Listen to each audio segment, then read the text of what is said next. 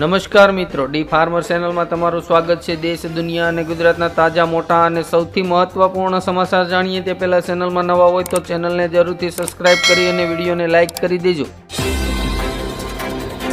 મહિલાઓ પર અત્યાચાર વધતા રાજ ઠાકરેએ કહ્યું, એક વખત સત્તા આપો, 48 કલાકમાં આખું મહારાષ્ટ્ર સાફ કરીને બતાવીશ। રાહુલ ગાંધીના નિવેદન પર માયાવતી બોલી, તમે આટલા વર્ષ સત્તામાં હતા, તમે કેમ ન કરાવી જાતિ ગણતરી। ગુજરાત સરકારના શહેરી વિકાસ વિભાગનો મહત્વનો નિર્ણય, ટીપી સ્કીમના નિયમોમાં કર્યો મોટો ફેરફાર। ત્રીજા વિશ્વયુદ્ધની ફૂંકાઈ બિગુલ, હિઝબુલ્લાએ ઇઝરાયલ પર 300 થી વધુ મિસાઇલ છોડી। પાકિસ્તાનના શાહબાઝ શરીફે પીએમ મોદીને કાઉન્સિલ હેડ ગવર્મેન્ટની મીટિંગ માટે મોકલ્યું આમંત્રણ। મહિલાઓ વિરુદ્ધ વધતા ગુનાઓ પર અજીત પવારનું નિવેદન, ગુના કરનારાઓને નપુંસક બનાવી દો।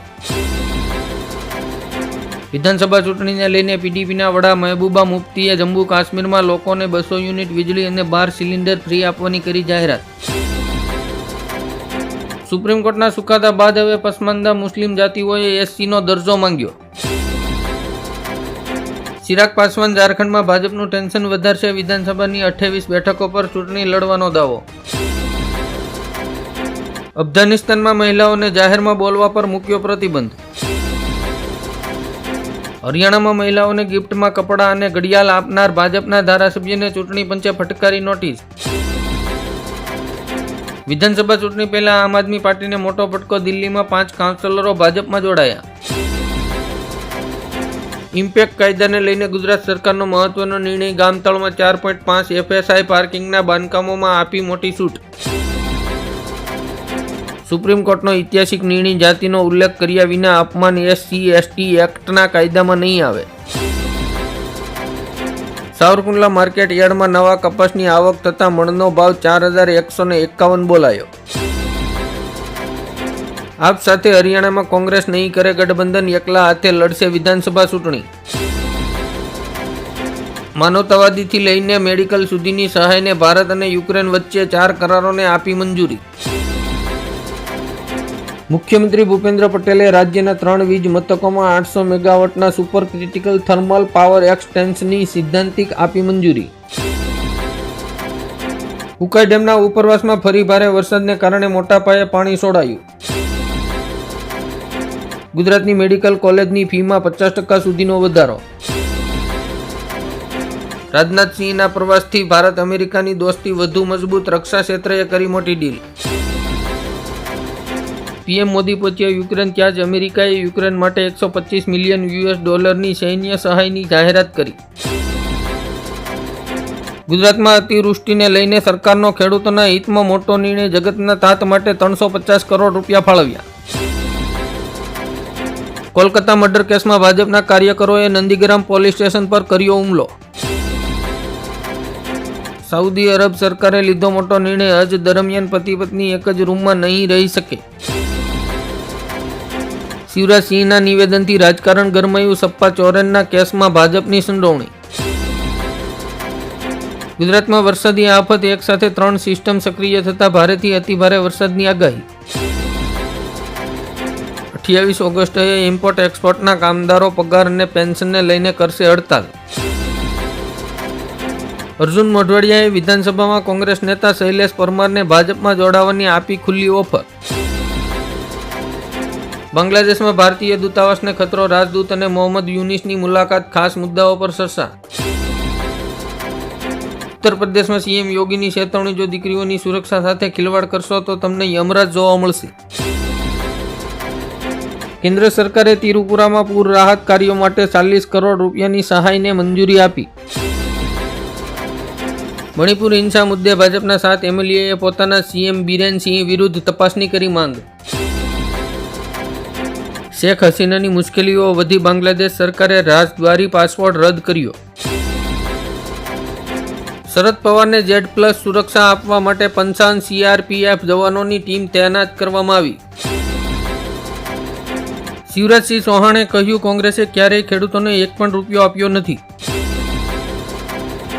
મુસ્લિમ વસ્તી ધરાવતા ઇન્ડોનેશિયાના યોગ્યકર્તામાં પૂજ્ય મોરારી બાપુની રામકથાનું આયોજન। ડીએપી અને યુરિયા સાથે અન્ય ખાતરો આપનારા વેપારીઓ સામે સરકાર કડક પગલાં લેશે. જમ્મુ કાશ્મીરમાં નેશનલ કોન્ફરન્સ અને કોંગ્રેસ સીટો વહેંચણીને લઈને અટવાઈ અબ્દુલ્લા માત્ર 20 થી 25 સીટો આપવા તૈયાર. પાકિસ્તાનમાં ફરી બબાલ, ઇમરાન ખાનના હજારો સમર્થકો ઇસ્લામાબાદ તરફ કૂચ કરતા કલમ 144 લાગુ. યુદ્ધ હોય કે કોરોના, ભારત માટે માનવતા પહેલા, પોલેન્ડમાં બોલ્યા પીએમ મોદી. શિક્ષણ વિભાગની કાર્યવાહી, અમદાવાદની 25 ખાનગી શાળાઓ બંધ કરાઈ. સાવરકુંડલા માર્કેટ યાર્ડમાં નવા કપાસ અને મગફળીની આવક શરૂ. કામરેજને સુરત મહાનગરપાલિકામાં ભેળવવાની માંગ સાથે વિપક્ષે આપ્યું કલેક્ટરને આવેદનપત્ર. ગુજરાતના પ્રથમ સેમિકન્ડક્ટર પ્લાન માટે અશોક મહેતા કરશે ₹840 કરોડનું રોકાણ. સુરતમાં હીરા બજારમાં મંદીનો માહોલ, રત્ન કલાકારો માટે વ્યવસ્થા ઊભી કરવાની માંગ સાથે કોંગ્રેસનું આવેદનપત્ર.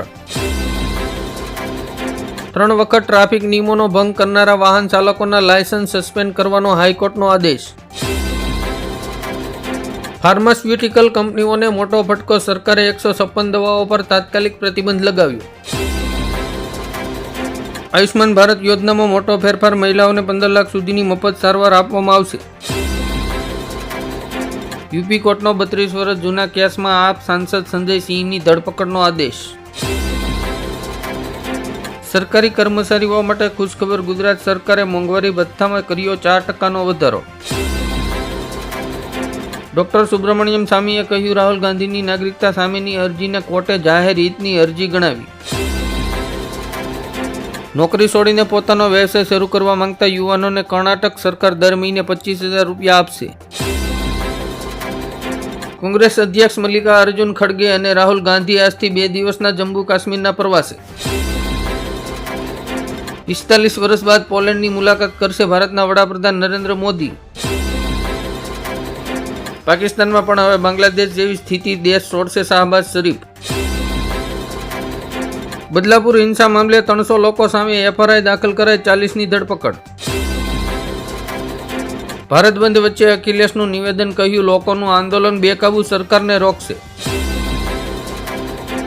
એસટી-એસસી સમાજે અનામતના વિરોધમાં સજ્જડ બંધ પાળતા શેતરાજ વસાવાએ લોકોનો આભાર માન્યો. અંબાલાલ પટેલની આગાહી, 23 થી 24 ઓગસ્ટ દરમિયાન દક્ષિણ ગુજરાત અને સુરતના ભાગોમાં ભારેથી અતિભારે વરસાદની શક્યતા. અમેરિકા રચી રહ્યું છે મોદી સરકારને તોડવાનું ષડયંત્ર, રશિયાએ કર્યો દાવો. બિહારમાં ભારત બંધની અસર, હાઈવે જામ કરીને રોડ પર ટાયરો સળગાવ્યા. રાધારાણી મંદિરમાં રોપવેનું બાંધકામ પૂર્ણ, સીએમ યોગી જન્માષ્ટમી પર કરશે ઉદ્ઘાટન. 1 સપ્ટેમ્બરથી ગૂગલ પ્લે સ્ટોર પરથી હજારો એપ્સ ગાયબ, કરોડો એન્ડ્રોઇડ યુઝરોને થશે અસર. જમ્મુ કાશ્મીરની ચૂંટણીમાં પીડીપી નેશનલ કોન્ફરન્સ કોંગ્રેસ સાથે જોડાવાના મૂડમાં. કોલકાતા કેસ પર પોસ્ટ કરવા બાબતે મિમી ચક્રવર્તીને મળી રેપની ધમકી. અમરેલીના માર્કેટ યાર્ડમાં 23 થી 28 ઓગસ્ટ સુધી જાહેર રજા રહેશે. લેટરલ એન્ટ્રી મુદ્દે એનડીએમાં તિરાડ, ભાજપના 3 સાથી પક્ષોએ રાહુલ ગાંધીના સૂરમાં સૂર મિલાવ્યો. કોલકાતા મામલે શુવેન્દુ અધિકારીએ માંગ્યું મમતા બેનર્જીનું રાજીનામું. કોલકાતા રેપ મર્ડર કેસના આરોપી સંજય સિંહની સાસુએ કરી ફાંસીની માંગ. લેટરલ એન્ટ્રીનો વિરોધ કરનાર કોંગ્રેસને ભાજપે બતાવ્યો અરીસો, મનમોહન સિંહ અને રઘુરામ રાજન જેવા દિગ્ગજો થયા છે નિમણૂક. ઘઉંના ભાવમાં ધરખમ વધારો, રિટેલ બજારમાં કિલો દીઠ રૂપિયા ભાવ 50 થી 55 સુધી પહોંચ્યો. અમિત શાહ અને શંકરસિંહ વાઘેલાએ ગાંધીનગરમાં બંધ બારણે કરી મુલાકાત.